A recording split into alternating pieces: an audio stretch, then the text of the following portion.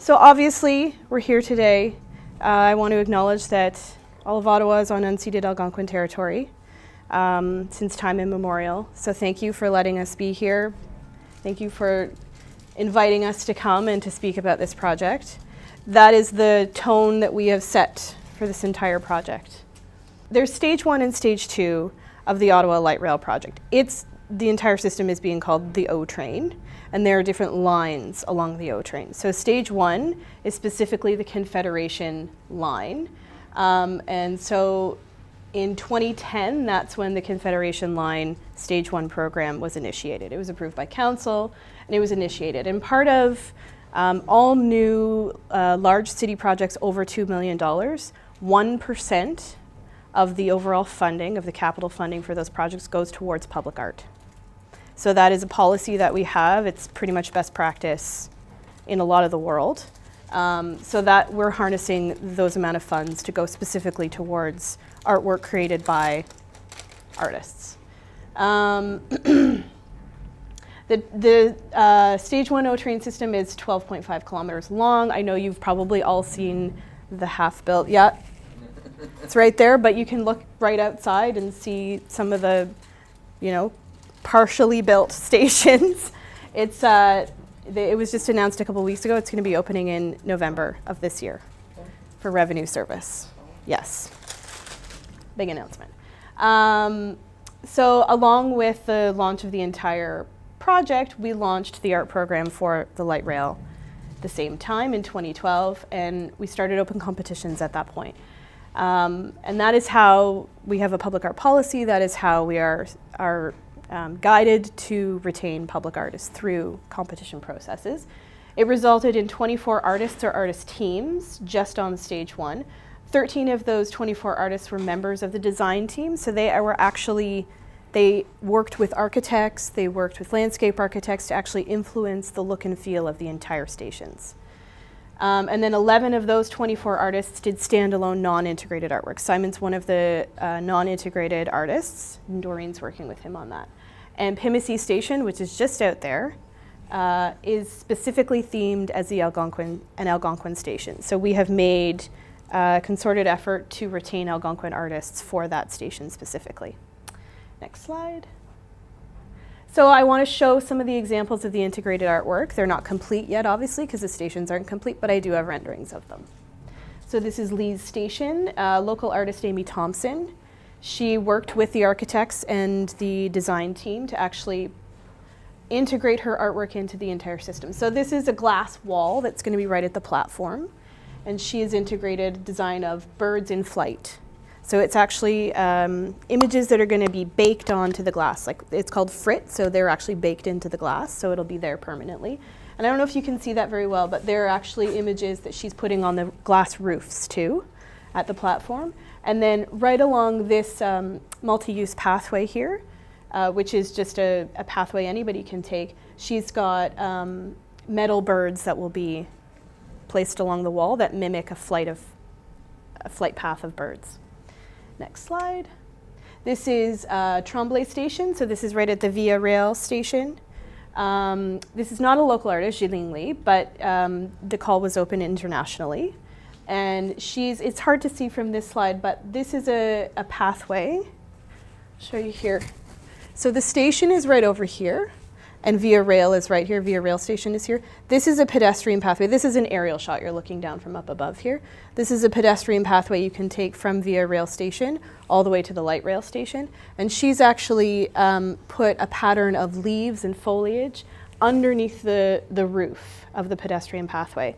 And so when you walk underneath, you'll be able to see all of these leaves and foliage drop down from a mirrored roof.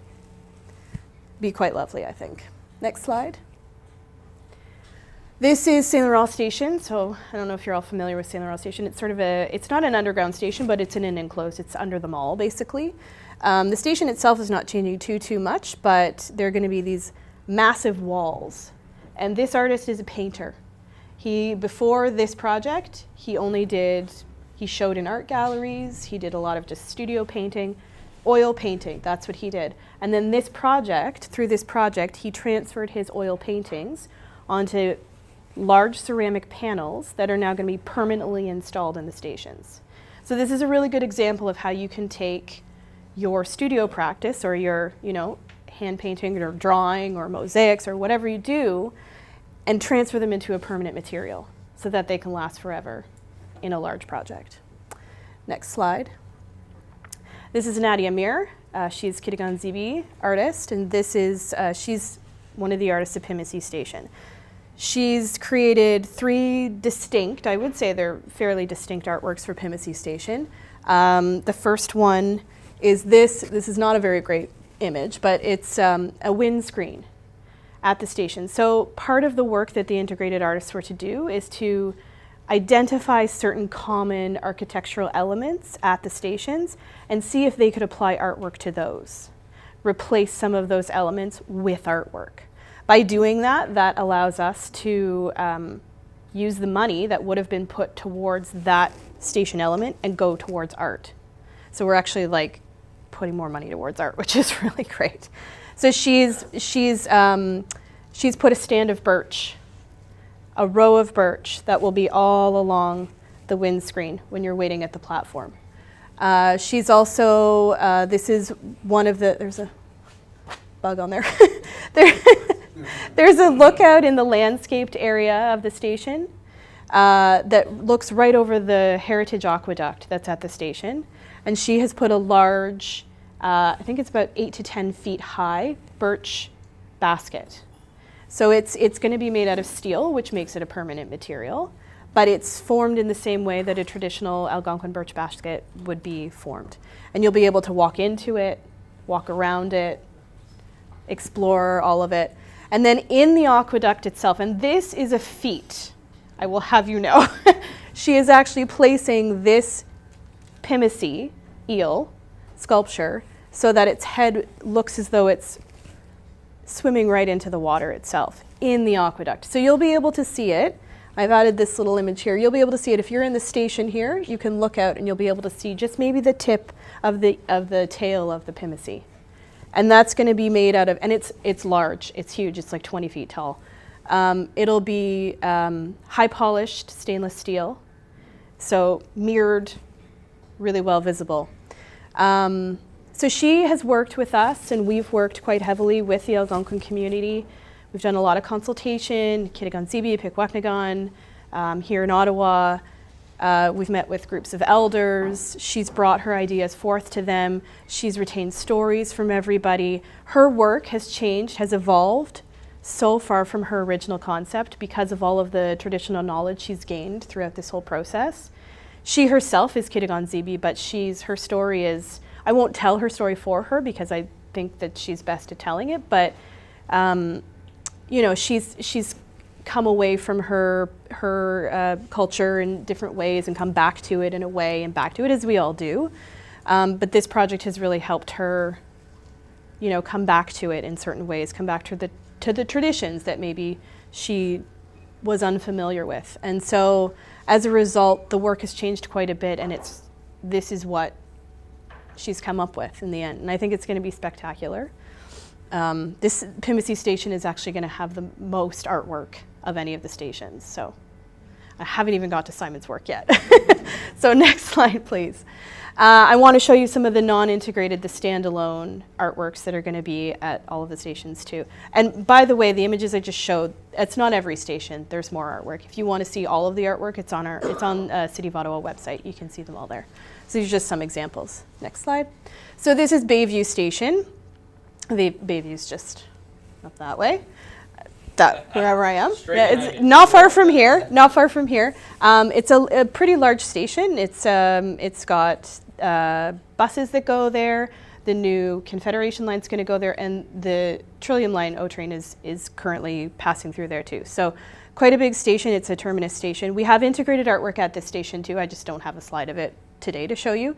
But this is the non-integrated artwork. This is by an artist called Pierre Poussin. He's a Toronto artist. He's created these. He doesn't like to call them water drops. I think they look like them.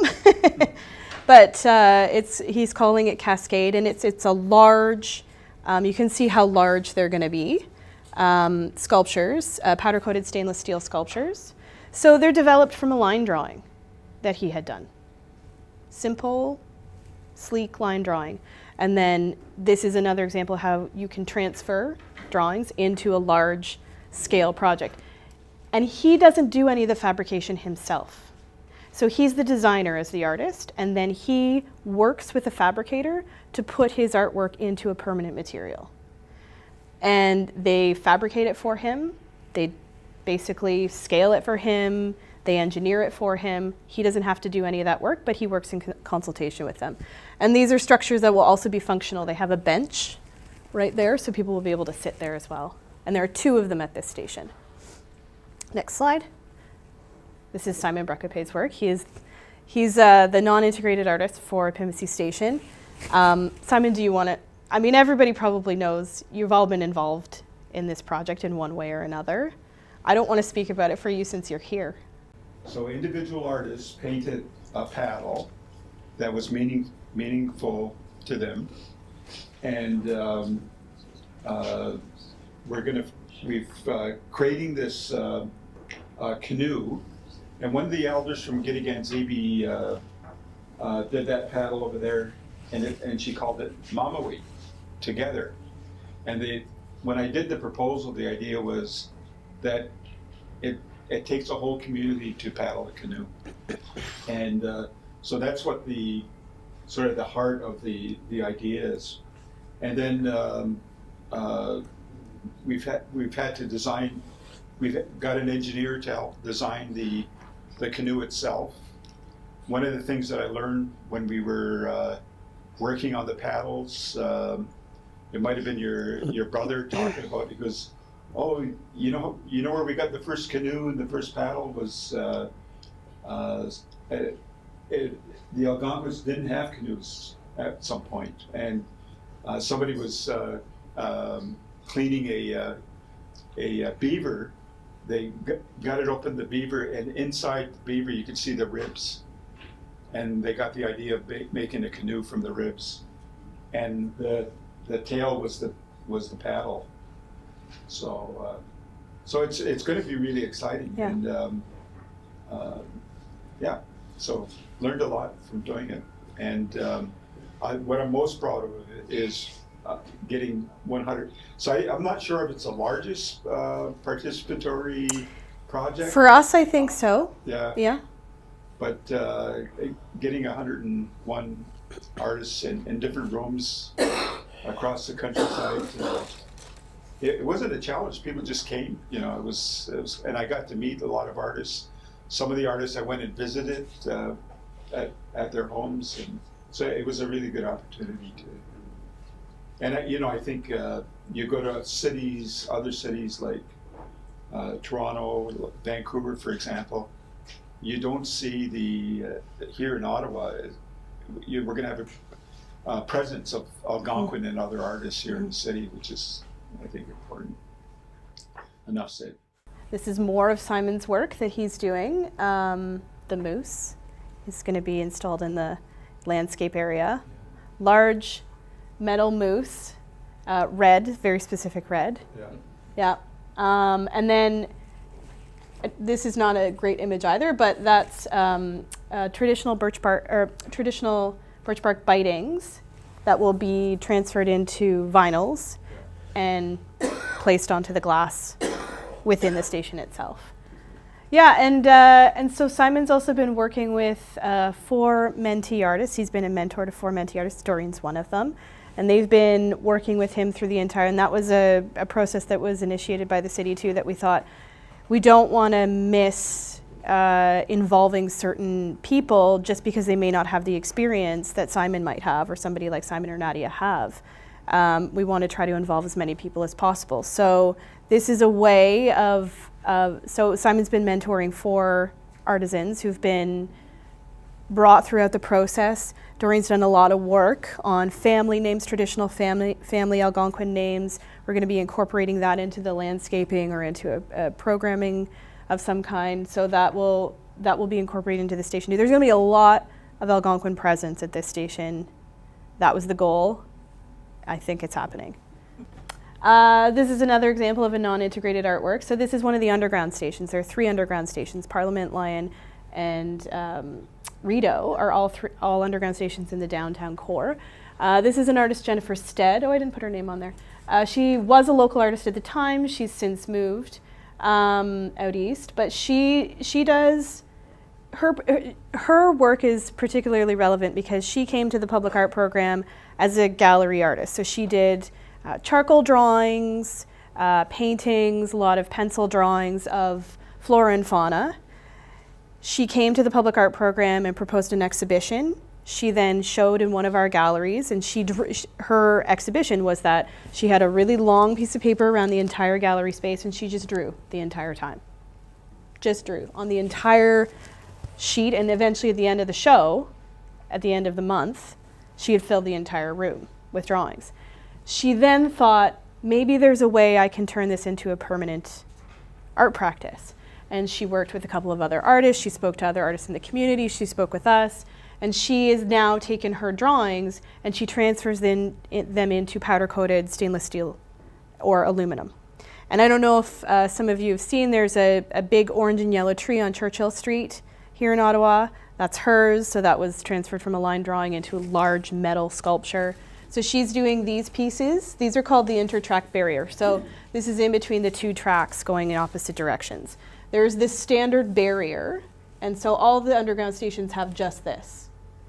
She then thought, well, I can fill in these spaces up above, and that can be where I can put my drawings. So they're powder-coated aluminum, and she's installing them each in those openings. So almost like it's a gallery, but it's permanent.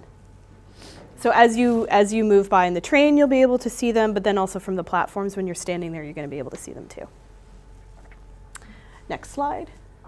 This is another non-integrated piece. This is going to be at U Ottawa Station by an local artist called Kenneth Emig. And he plays a lot with light and space, and that's a lot of his gallery practices like that too. But this is a stainless steel, high mirrored finished ball that will be enclosed in a glass box, 4 feet by 4 feet. And its interior is going to be lit so that when you look into it, it kind of plays with that idea of, you know, the infinite image. When you have 2 mirrors next to each other and you see yourself infinitely throughout them, you'll be able to look into that and see yourself infinitely into it. So it kind of transfers you out of the outdoor space that you're in and takes you to another place altogether. Yeah. And this is another piece that's happening at the same station, U Ottawa. We have 2 non-integrated pieces here. And this is going to be in the, I don't know if you guys know, the pedestrian tunnel that you take from the plaza that you can go to the canal right from there. So this artist, Derek Besant, he's putting images on the walls as you go by. These are called lenticular prints. So they're the kind of images that if you walk by, they change ever so slightly. Yeah. So like it's actually 3 images in one. So one of these images is a person facing this way, person facing this way, a person facing this way. So as you walk through, your movement is going to animate the images, and that person's head will be moving with you. Their face will be moving with you. All throughout, all the way down. And he's placed, these are actually people that he held an open photography session at U Ottawa. And he said, I want members of the local community to come pose for me. I want to take your pictures. And then you give me a word that represents you. And that word he's put onto the images as well. So this is a really good example of taking a photographic practice and turning it into a permanent artwork that you can then incorporate. And this was quite a simple process. Not as complicated as you might think. He's the photographer. He took the photos. He works with a fabricator, so he doesn't actually fabricate or make any of these himself. He works with a company. He gives the company his photos and he says, make these into pieces that we can then put into the station. Okay, so now we're talking about stage 2, because stage 1 is hopefully wrapping up in November. We still have work to do, but the calls have all happened and the artworks are all being developed for that. But stage 2 is what we have calls opening for in the coming spring and summer of this year.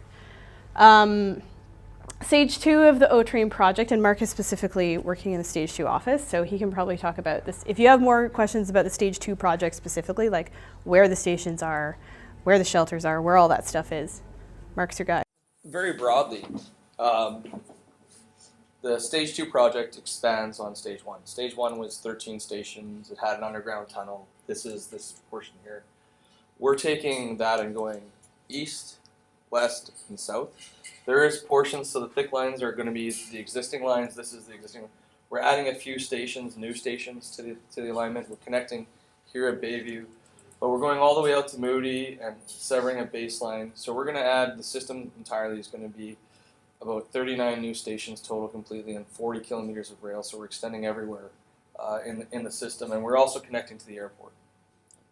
So as part of this process, we wanted to go out and have a broader reaching opportunity for our call, knowing that we have so many more stations. But the reality of it is we knew we wanted to do something a little bit different than we did on the first stage. We didn't get, I think, as much integrated art as we would have liked at all stations.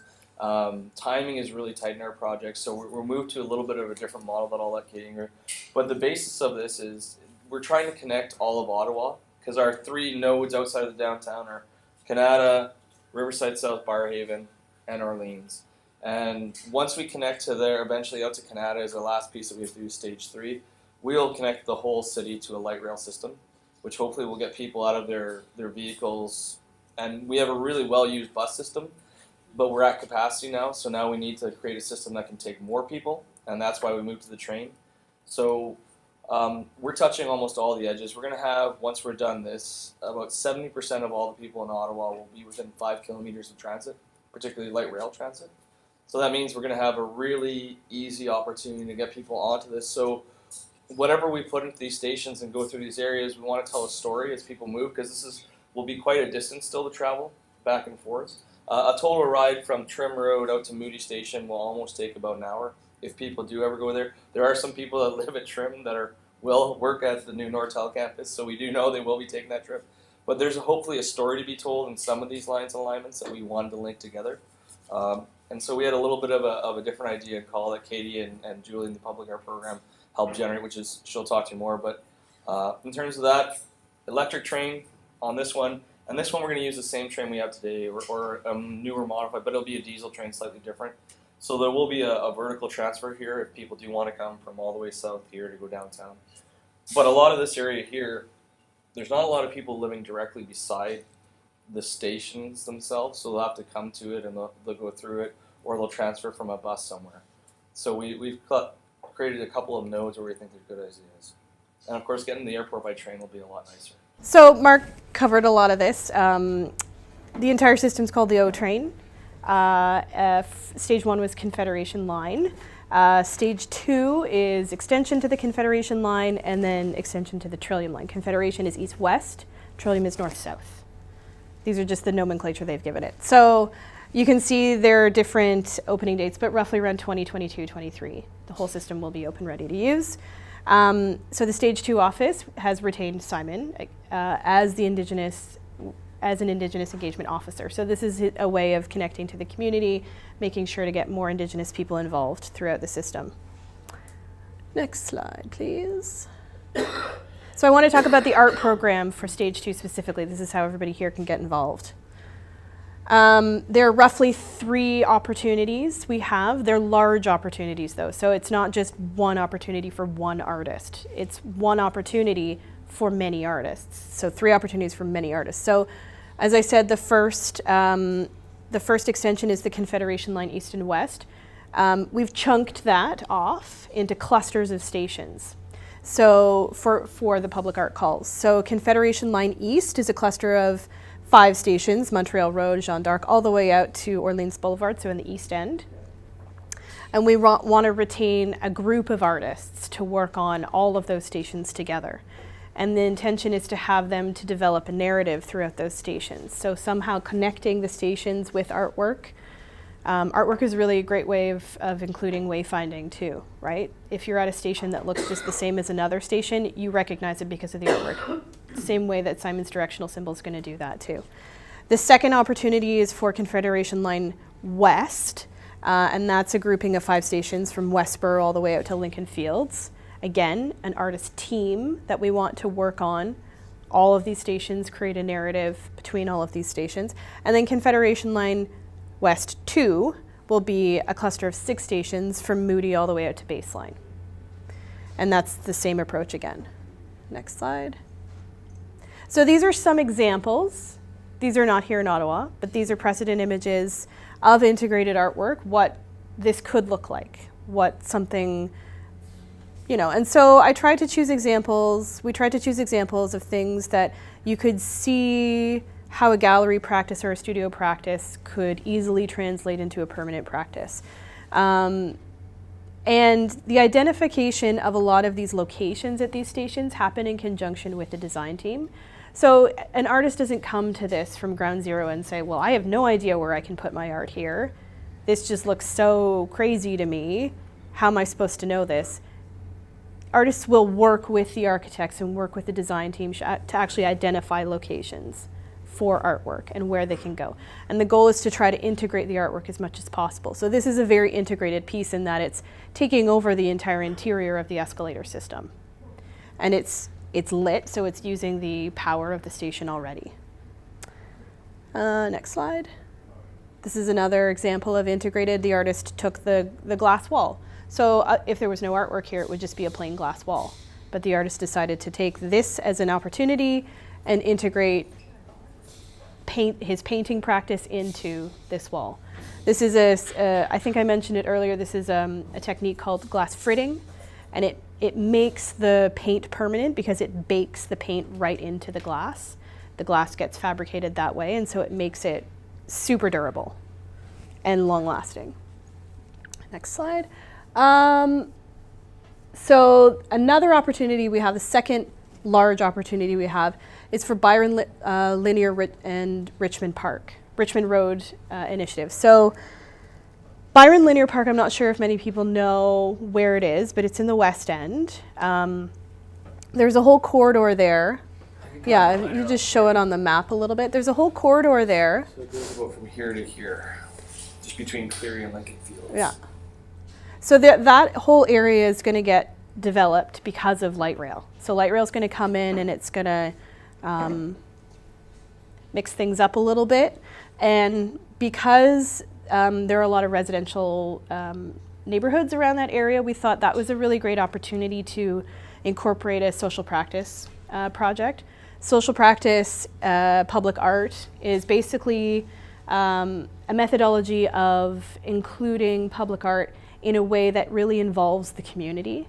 So it in fact implicates actual members of the community. The artist cannot create the work unless he or she is doing it with the members of the community. So it involves, instead of just working as an artist sometimes does in a vacuum in their studio, that artist or artist team, we're requiring to go out into the community and do a lot of work in the community before the artwork is even conceived.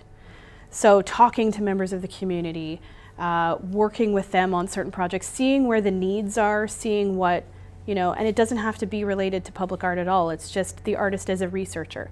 We're calling it an artist in residence. They're not going to be in a house anywhere. The community is their residence. And we're also hoping to assemble an advisory committee for that project to advise us on specific ways of how the community could be incorporated. One artist team for this project. Next slide. These are other examples of social practice projects. This is a great project that's happened all over the world, but it happened here in Ottawa a couple of years ago. It was at the Saw Gallery space downtown where the old hostel is, and Arts Court is. This is an artist called Candy Chang, and she does a lot of social practice pieces. So she works with members of the community, and she finds out, okay, what are you needing from me as an artist? What are some of the gaps in the community here? And she developed this project out of a personal story. She had a friend who passed away, and she started thinking about life and, what does it all mean and how can I change this into something significant for other people to understand. And she takes these little templates all over the world, and they're just templates that she puts up on abandoned walls of buildings or wherever. Sometimes she gets permission. At first she didn't. That's usually how social practice projects start.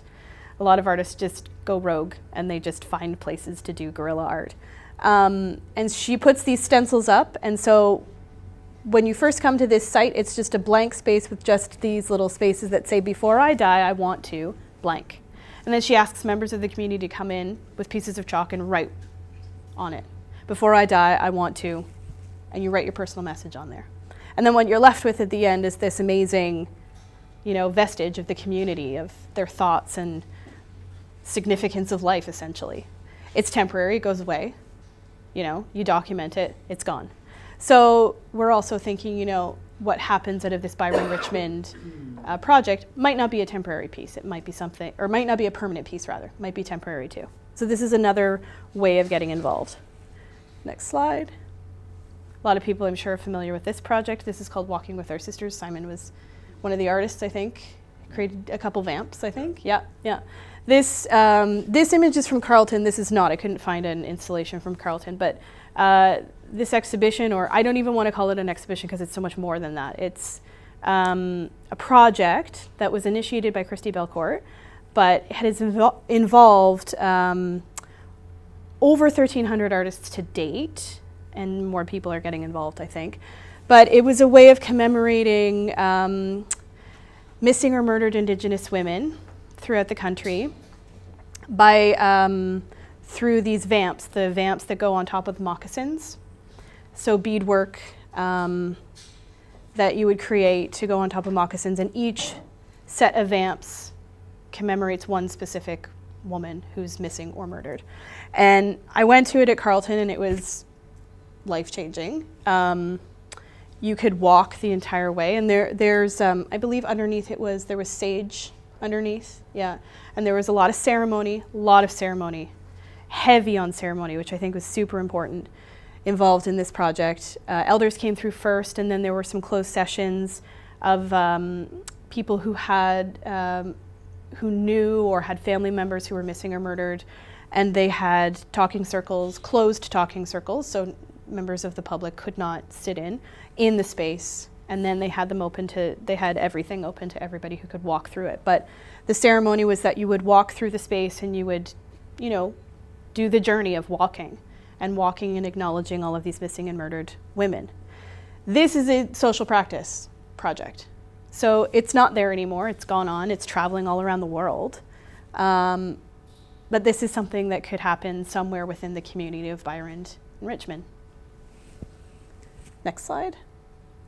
So this is Trillium. Trillium's another opportunity. Trillium is the north-south line, and we're trying to do a directed call for digital interactive art. So those of you who do video, who do photography, who do digital anything, this is a specific opportunity for works of art like that.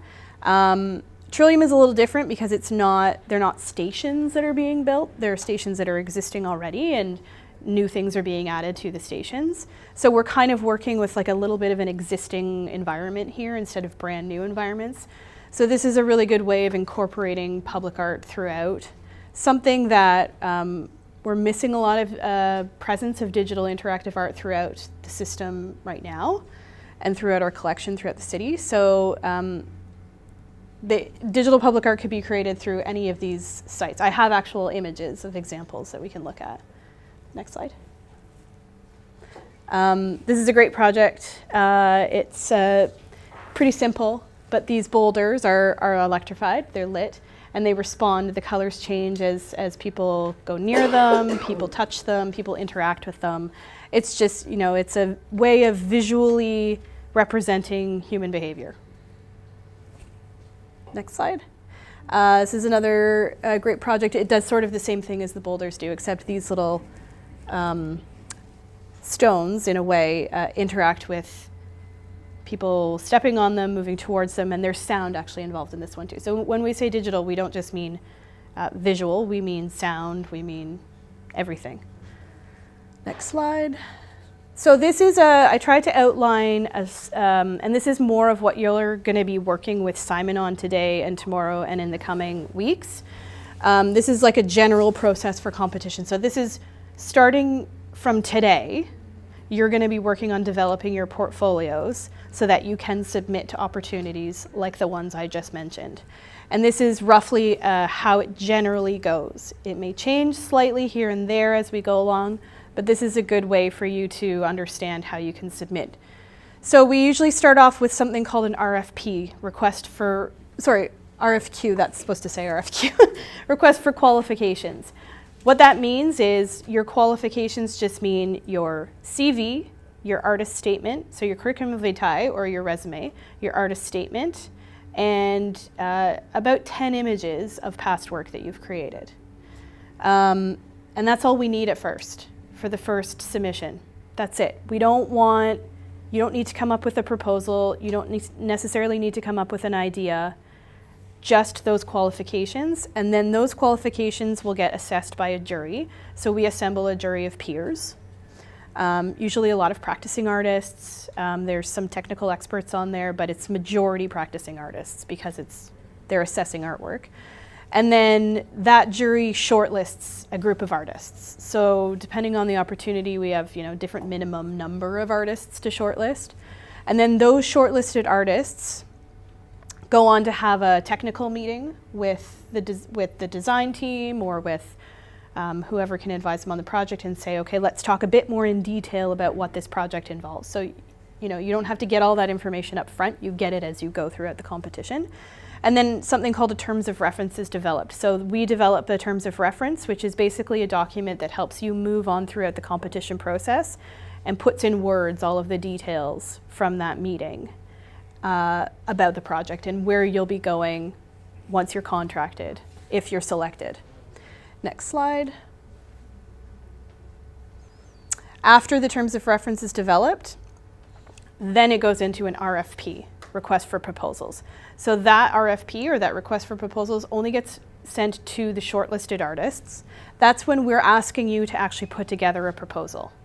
So we want to know some preliminary concept ideas. Now that you have the information from those meetings and from the terms of reference, you know a bit more about what the stations are involving, what's going to be there, some of the locations for artwork. You can then take that and you can develop a proposal a little bit more. So you can say, okay, well, I really identify with that location specifically for whatever reason. I want to try to develop a proposal based on that location or based on that type of artwork that could fit into there. That means a little write-up, sort of like a little project description. Not long, it's usually about a page, less than that even, and some concept images. So those can be hand-drawn images, those can be digitally rendered images, they can be photographs, whatever is best. We even take maquettes too. Simon's got a great maquette that he made for the paddles. I should have brought it actually. Do you still have it or do I have it? You have it. I have it. I should have brought it. Yeah. Up in your... That's right, yeah. It's safe. Yeah, I know exactly what you're Yeah. But it's a great little model that he made that shows a little, like a rendering of the station, a model of the station and where he would put the paddles in the station. So that we take those as well, maquettes too. And you do get a fee for that. You get an honorarium to pay for, creating the materials that you need to create for that. So you're not out of pocket for that. And then we ask for a list of your draft budget. So you have an allocation of, each project has an allocation of funds. These are quite significant dollars for these projects. And then you need to submit a draft budget on how you would spend all of that money.